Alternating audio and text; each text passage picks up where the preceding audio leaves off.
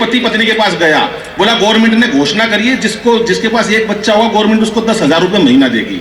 अब हमारे तो तुम्हारे ले दे के ये बंटू है, गवर्नमेंट हमें 10,000 दे देगी, तू बुरा ना माने तो एक बात कहूं। बोली बोल। बोला मेरा एक बच्चा जयपुर में भी है। पत्नी बोली लिया, वहां से बच्चा लेकर आया, घर पर आके बोला अपना बंटू नहीं दिखाई दे रहा। पत्नी बोली बंटू को उसका पिताजी नहीं है।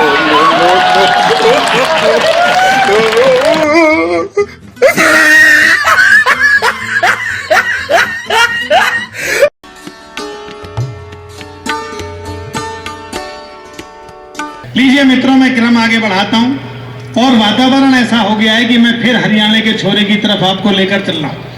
एक अद्भुत कवि इस मंच पर है जिसका नाम अनिल अग्रवंशी है। दोस्तों मैं सच बताता हूं, हरियाणवी हास्य का पिछले 20 वर्ष का यदि कोई सर्वाधिक ऐसा कवि हमारे पास है जिसके बारे में कहा जाता है कि उनका होना हास्य की सफलता की गारंटी है, तो उनका नाम अनिल अग्रवंशी है। हरियाणा मस्त प्रदेश है, उसकी बातें मैंने आपको बताई। आजा अनिल आजा। वो हरियाणा में वो एक रोहतक में ताऊ से टीटी ने कहा कि टिकट दिखा। ताऊ ने वो धोती में से मुड़ा तुड़ा टिकट निकाला, टीटी से बोला ले देख ले। टीटी ने टिकट देखा, बोला ये तो 3 साल पुराना से, तालियां आप चाहूंगा आपकी। ताऊ ने टीटी की तरफ घूर के देखा, बोला ट्रेन कौन सी शोरूम से काढ़ के लाया तू? तेरी 20 साल पुरानी ट्रेन चाल सके है, मेरा 3 साल पुराना ट्रेन टिकट नहीं चाल सकता। मैं चाहूंगा एक बार जोरदार तालियों के साथ स्वागत कीजिएगा उस कवि का जिसने हास्य को छंदों में लिखा, गाकर लिखा, और इतना बढ़िया वो शिल्प उनके पास है जो हिंदुस्तान में बहुत कम कवियों के पास है। भाई अनिल अग्रवंशी काव्य पाठ करेंगे, एक बार तालियों के साथ स्वागत कर दें अनिल अग्रवंशी। माँ सरस्वती को नमन करता हूँ, पावन मंच को प्रणाम करता हूँ, अनिल थोड़ा सा माइक से थोड़ा और आपकी उपस्थिति को नमन करता हूँ। 4-5 लोगों ने ताली बजाई, रहने दो, पता चल जाएगा कौन कौन ताली बजाएगा, सबका पता चल जाएगा। हरियाणा का आदमी तो हमारे यहाँ ज्ञान ध्यान की बात इतनी है नहीं है। ज्ञान की बात कर रहा, कोई प्रेम की बात कर रहा, कोई श्रृंगार की बात कर रहा। हरियाणा का आदमी इतनी लंबी बात करता ही नहीं है। अभी ये परवीन भाई जूस पी रहे, मैंने इनसे कहा भाई परवीन भाई तुम्हारे जूस में मक्खी पड़ी है। बोला पड़ी रहने दे साली, कितना पी लेगी। मस्त आदमी है, अंतरराष्ट्रीय स्तर के अनिल अग्रवंशी। देश के कोने कोने में गए। भाई साहब मैं कभी कोने में नहीं गया, मैं किस लिए कोने में जाऊं? मेरे पास वैध रचना है भाई साहब, मैं खानदानी घर का कवि हूं, मेरे पास सारी वैध रचनाएं हैं। मैं जब पढ़ता हूं बीच में पढ़ता हूं भाई साहब। अंतरराष्ट्रीय स्तर पर गए, अभी सुदीप बोला अंतरराष्ट्रीय, इंग्लैंड गए, लंदन गए, कोरी झूठ भाई साहब, कहीं नहीं गए, खाली पड़े थे बिल्कुल। मैं सच बता रहा हूं भाई साहब। मैंने 10 साल पहले सुदीप को फोन करा, मैंने कहा सुदीप भाई कहाँ? बोला स्विट्जरलैंड। मैंने कहा किस लिए? बोला कविता के लिए। मैं आज तक गाजियाबाद तक नहीं गया, ये स्विट्जरलैंड पहुंच गया भाई। मैंने फिर 1 महीने बाद फोन करा, मैंने कहा सुदीप भाई कहाँ? बोला अमेरिका। मैंने कहा किस लिए? बोला कविता के लिए। मैं यार कविता के लिए इतनी दूर दूर बुला रहे हैं, मेरे को शक हो गया भाई साहब। मैं घर गया, घंटी बजाई, इनका बेटा आया। अरे मैं बोला पापा कहाँ है? बोला भीतर मम्मी के साथ बर्तन मांजे है। मैंने वहीं से टेलीफोन करा, मैंने कहा सुदीप भाई कहाँ? बोला कनाडा।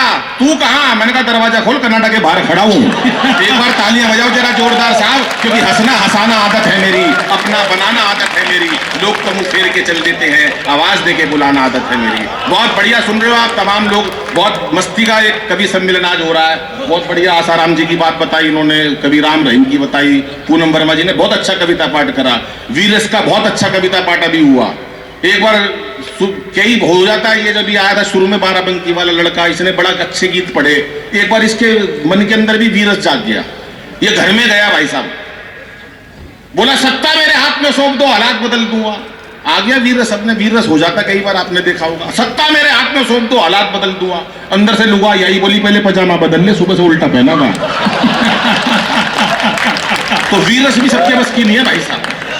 या तमाम महिलाएं बैठी हैं, मैं कुछ उनका कोई जिक्र नहीं हुआ, मैं उनको नमन करता हूं। 4 पंक्तियां बेटियों के लिए पढ़ता हूं पहले, और बड़ी अच्छी बेटियों के लिए बात कही, 4 पंक्तियां उनको भी देना चाहता हूं कि इसे बेटा बना पालो तो इतिहास छू लेगी, इसे बेटा बना पालो तो इतिहास छू लेगी, करो विश्वास बेटी पर तो ये विश्वास छू लेगी।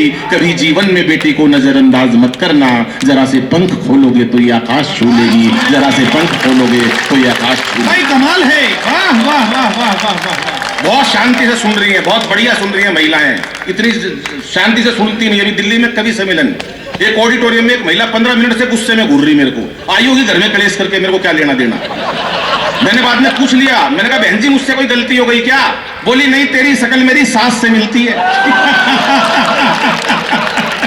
पता नहीं महिला कहाँ निपटा दे भाई साहब। पहले महिलाओं को अबला कहते थे, अबला अबला। आज नारियों को सबला कहते हैं, सबला। अबला क्यों कहते थे इनको भी नहीं पता, महिलाओं को अबला क्यों कहते थे। मैं बताता हूँ अबला क्यों कहते थे और आज सबला क्यों कहते हैं। पति खर्चे के थोड़े पैसे देता था, पैसे खत्म हो जाते थे, पत्नी पति के पास जाती थी, पैसे खत्म हो गए, अबला, इसलिए कहते थे अबला। ताली पीछे वाले नहीं बजा रहे, आज नारी सबला है, जो भी कुछ है सब कुछ ना। और महिलाओं को आप कोई सोचे, आज महिला बहुत एडवांस है भाई साहब, कोई सोचे आज के महिलाओं को बेवकूफ बना दे, संभव ही नहीं है ये भाई साहब। कोई एक पति पत्नी के पास गया, बोला गवर्नमेंट ने घोषणा करी है जिसके पास एक बच्चा हुआ गवर्नमेंट उसको 10,000 रुपए महीना देगी। अब हमारे तो तुम्हारे ले दे के ये बंटू है, गवर्नमेंट हमें 10,000 दे देगी, तू बुरा ना माने तो एक बात कहूं। बोली बोल। बोला मेरा एक बच्चा जयपुर में भी है। पत्नी बोली लिया, वहां से बच्चा लेकर आया, घर पर आके बोला अपना बंटू नहीं दिखाई दे रहा। पत्नी बोली बंटू को उसका पिताजी ले गया।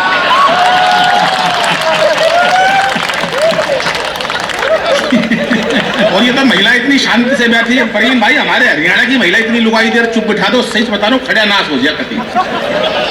खड़े नाश कई प्रकार के होते हैं, मेरी भाई जानता है, सच बता रहा हूं, खड़े नाश हो जाए भाई साहब। वो एक ने हेलीकॉप्टर चलाना सीख लिया, घर वालों ने कहा यार तूने हेलीकॉप्टर सीख लिया, एक बार हमको भी सैर करवा दे। बोला यार तुम शोर बहुत मचाते हो। अरे बोला नहीं मचाएंगे, बिठा लिया अपने हेलीकॉप्टर में, पूरा परिवार शर्त पे बिठा लिया, कोई शोर नहीं मचाएगा। वो हेलीकॉप्टर काफी ऊंचाई तक उड़ा के ले गया, कोई नहीं बोला, मना कर रखी थी पूरे परिवार को।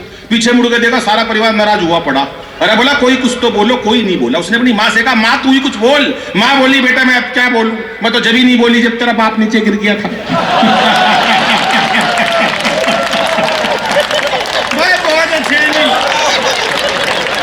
और हमारे तो ताऊ भी एक से पूत होते हैं, और प्रदेशों का बुड्ढा जितना बड़ा होता जाएगा उतना धार्मिक होता जाएगा। हमारे हरियाणा का बुड्ढा जितना बड़ा होता जाएगा उतना रंगीन होता जाएगा भाई साहब। अभी मैं मेट्रो में आया, मेरे को ताऊ मिल गया, मेरे से बोला रहा छोरे बलवीर का है। मैंने कहा नाम है कोने विनीत है। हाँ बलवीर सिंह करो। बोला बलवीर का है। मैंने कहा ना बलवीर का कोनी। ताऊ पर ताऊ तो ताऊ था, कहाँ चैन ताऊ को।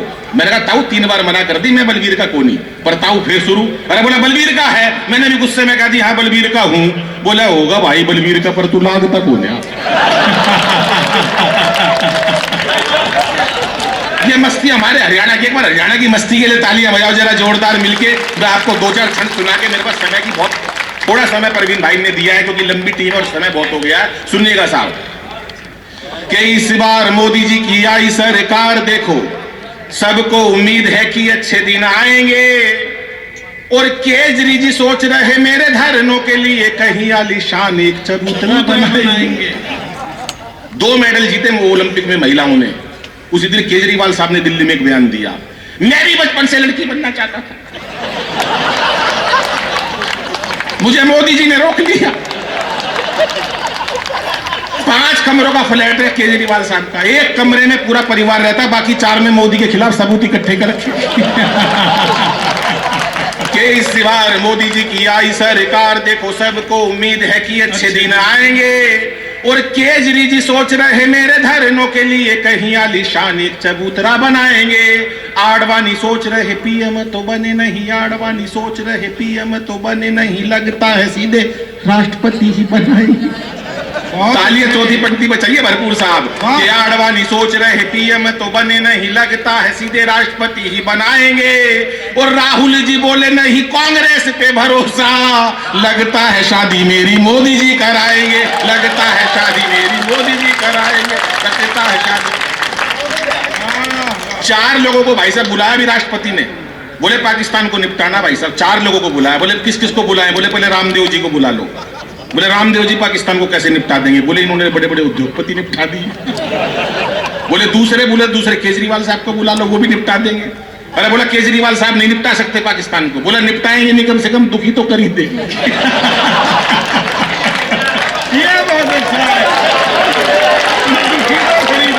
पीछे वाले कम ताली बजा ले। और बोला तीसरे बुला लो मोदी जी को, अंतर्राष्ट्रीय स्तर पर झंडा फहराया हुआ है। और बोले चौथा, आपको अगर अच्छा लगे चौथा आदमी जो उन्होंने चुना पाकिस्तान को निपटाने के लिए, तो आपकी भरपूर ताली चाहूंगा। परवीन भाई सुनो, चौथा आदमी फिर मैं बुलाया, ये बुलाया, केवल इतने लोगों ने ताली बजाई है, बाकी सारे चिढ़ते हैं मेरे से, भाई साहब जलते हैं, क्योंकि उनको केजरीवाल ने भी नहीं बुलाया कभी। अभी एक दो सुनिएगा साहब, चारों ने अपने अपने हिसाब से पाकिस्तान को कैसे निपटाया। कि रामदेव बोले यदि अपनी पे आ गया तो रामदेव बोले यदि अपनी पे आ गया तो पेट की तरह तुझे घुमा के मार डालूंगा। भाई बहुत ही बढ़िया है, वाह वाह वाह। अभी एक दोस्त मेरे पास रोते हुए आ गया भाई साहब, दोस्त रोता हुआ आया, बोला यार दादाजी गुजर गए। अरे मैंने कहा कैसे गुजर गए? बोला यार बाबा रामदेव ने मरवा दिया। अरे मैंने कहा तेरा दादा रामदेव ने कैसे मरवा दिया? बोला यार टीवी के सामने योग सीख रहे थे सुबह 4 बजे। बाबा बोला जैसे जैसे कहूं वैसे वैसे करते जाना। दादा मेरे भोले भाले। बाबा बोला सांस खींचो। दादाजी ने खींच ली। बाबा बोला और खींचो। दादाजी ने सुंडी तक खींच ली। बाबा बोला और खींचो। भाई साहब इतनी देर में लाइट चली गई।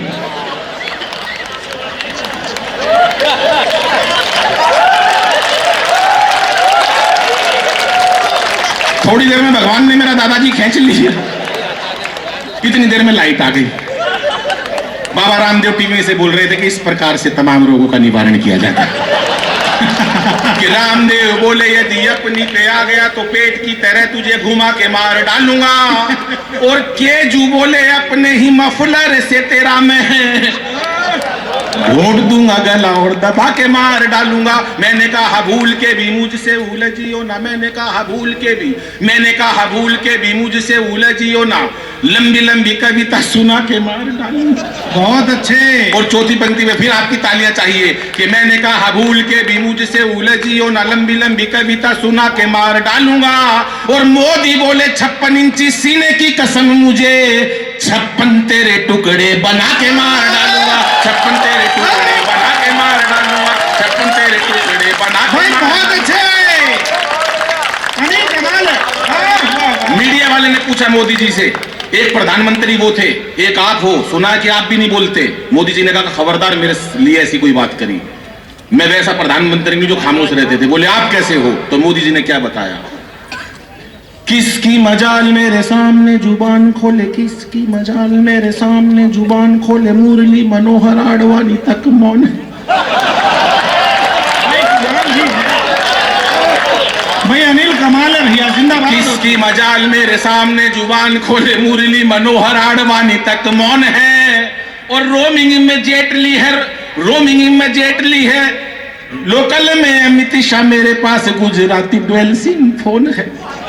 कि ओबामा को भागई जो दुनिया में छा गई है, ओबामा को भागई जो दुनिया में छा गई, जो मेरे भाषणों में ऐसी जादू वाली टोन है। और पाकिस्तान जानता है, दाऊद भी मानता है, भारत का शेर मोदी दुनिया का डॉन है। भारत का शेर मोदी दुनिया का डॉन है। भारत का शेर मोदी दुनिया का डॉन। भाई वाह वाह वाह।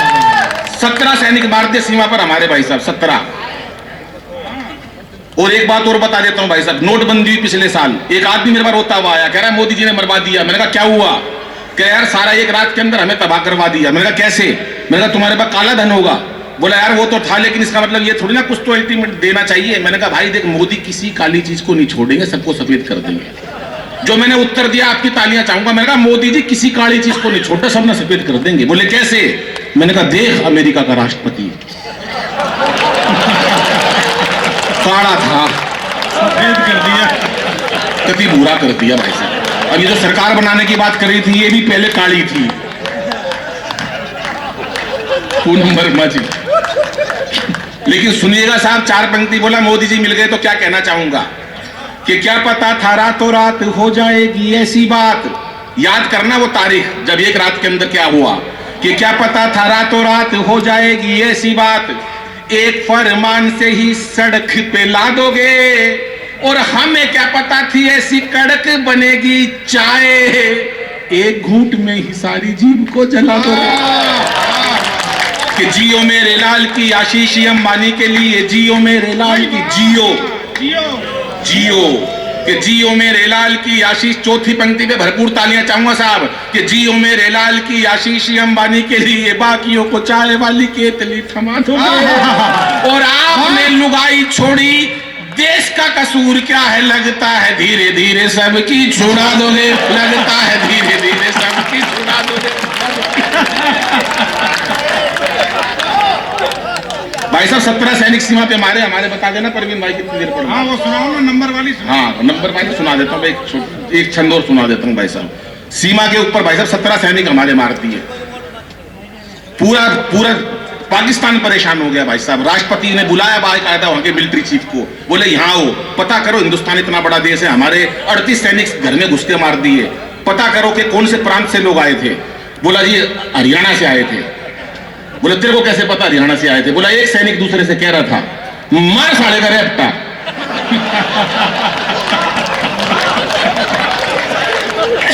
हमें तो तभी विश्वास हो गया कि हरियाणा से आए थे। बोले भाई एक काम कीजिएगा साहब आखिरी। बोले बोलो। बोले अब ऐसा करो कि दोनों देशों में प्यार जोड़ लो। बोले प्यार जुड़ नहीं सकता साहब। बोले कैसे जुड़ेगा? मोदी जी को फोन करा वहां के राष्ट्रपति ने कि प्यार दोनों देशों में जोड़ना चाहिए और प्यार जोड़ लो। मोदी जी बोले ऐसे नहीं जुड़ेगा। बोले कैसे जुड़ेगा? बोले अनिल से पूछ के बताऊंगा। भाई साहब 12:30 बजे मोदी जी का मेरे पास फोन आया था, जिसको यकीन हो ताली बजा दो, नहीं मेरा क्या लोगे। 12:30 बजे भाई साहब। हाँ आप ऐसे मत देखो, सबकी दृष्टि से आया था टेलीफोन। 12:30 बजे मोदी जी का फोन आया। बोले नहीं भाई दोनों देशों में प्यार जोड़ना, जोड़ लूं? मैंने कहा हाँ सर जोड़ लीजिएगा। बोले कोई दिक्कत देश को? मैंने कहा कोई दिक्कत नहीं होगी, फायदा होगा। उपाय मैं बता देता हूं। 4 पंक्ति में मैंने उपाय बताया कि दोनों देशों में प्यार कैसे जुड़ेगा। मोदी जी मैंने कहा सुनो और आप पाकिस्तान के राष्ट्रपति को बता देना कि दोनों देशों में प्यार कैसे जुड़ सकता है। कि जो भी है तकरार की बातें दिल से सभी भुला देंगे। जो भी है तकरार की बातें दिल से, हाथ से कहां से निकाला, आपकी भरपूर तालियां चाहूंगा। जो भी है तकरार की बातें दिल से सभी भुला देंगे और पाक से दुल्हन आते ही सारा कश्मीर सजा देंगे। और सुन ले पाकिस्तान प्यार का यही रास्ता बाकी है। तुम अच्छी सी लड़की देखो हम राहुल गांधी ब्याह देंगे। तुम अच्छी सी लड़की देखो राहुल गांधी। बहुत बढ़िया।